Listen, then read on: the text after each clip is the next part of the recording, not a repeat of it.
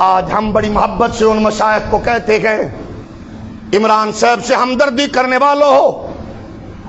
سیاست میں ہم کہتے ہیں حدوں کو کراس نہیں کرنا چاہیے، ہمارا نظریہ یہ ہے،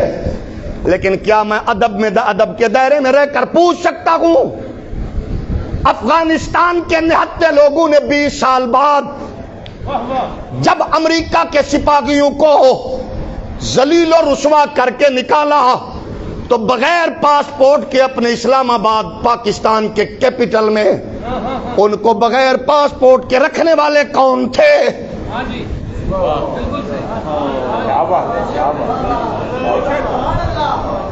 ہم کہتے ہیں آپ کا حق ہے، سیاسی حق ہے، آپ عمران زرداری نواز جس کے ساتھ کھڑے ہوں، لیکن میں بڑے ادب کے دائرے میں رہ کر پوچھنا چاہوں گا کہ جب 40,000 محراب و منبر کے وارثین کو کڑیاں ڈالی گئیں، پاؤں میں بیڑیاں ڈالی گئیں اور گھروں سے گھسیٹا گیا، آج آپ کہتے ہو چادر چار دیواری کا تقدس، بھلا ناچنے والوں کی بھی کوئی چادر چار دیواری ہوتی ہے؟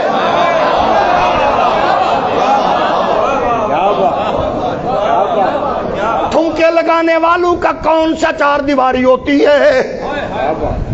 آپ بتاؤ تو صحیح۔ اور فیملی کو لے کر جلسوں میں شرکت کرنے والوں، اگر تمہارا فخر یہ ہے کہ ہم اپنی نسل کو آزاد کر رہے ہیں تو پھر سنو،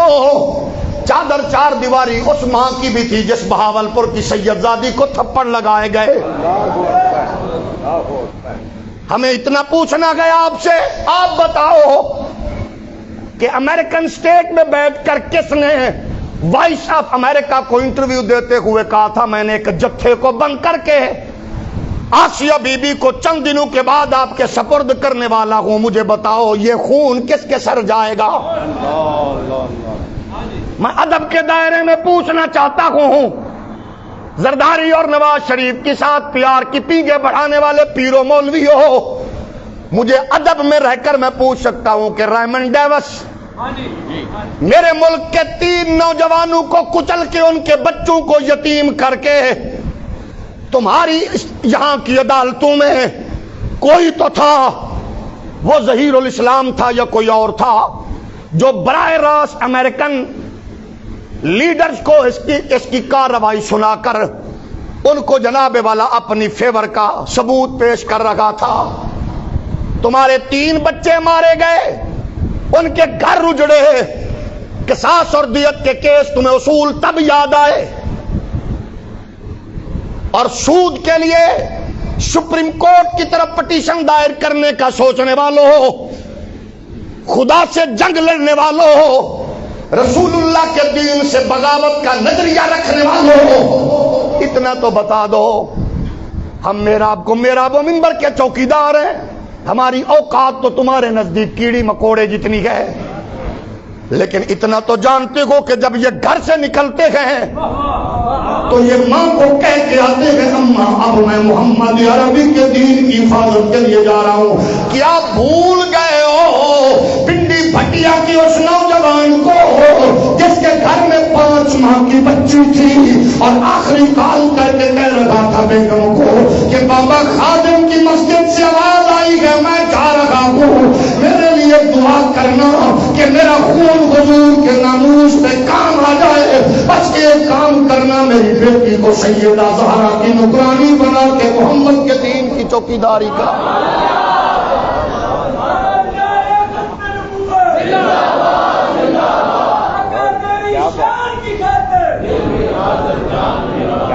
آج اہل اسلام کو کچلنے کی منصوبہ بندی بنانے والوں، مجھے کوئی غرض نہیں ہے کس کا بیانیہ پٹ گیا اور کس کو سپورٹ مل گئی، کس کا کون حلف اٹھانے والا گئے اور کس کا پروٹوکول ہٹنے والا گئے،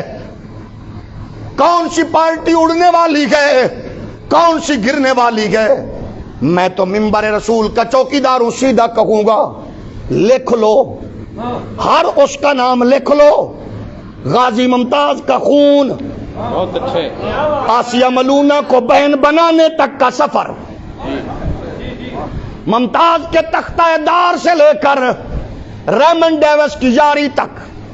جو انوالو تھا مجھے اللہ کی قسم ہے صاحبزادہ رضا مصطفیٰ اور استاذ الاساتذہ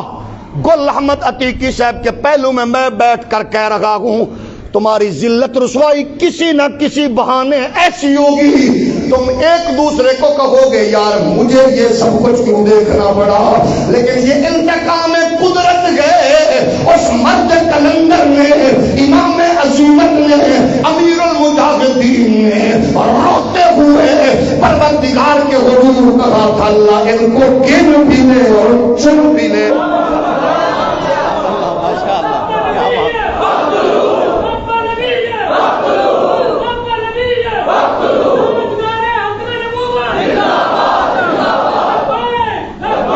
بات ہماری نہیں ہے،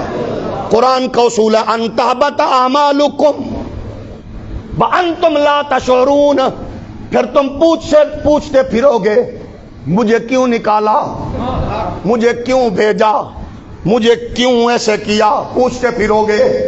لیکن واہ او غیرت مند ماؤں کے پالے نوجوانوں، تم نے جو سینہ کھول کے لبیک کا نعرہ لگا کے اور سارا تیزاب پھینکنے سے لے کر شیل مارنے اور سیدھی گولیاں مارنے والوں کے ساتھ تم نے جو سکون سے برداشت کر کے کیس پروردگار کی عدالت میں منتقل کیا گیا، پھر میرے رب کا انتقام بھی نظروں سے دیکھو۔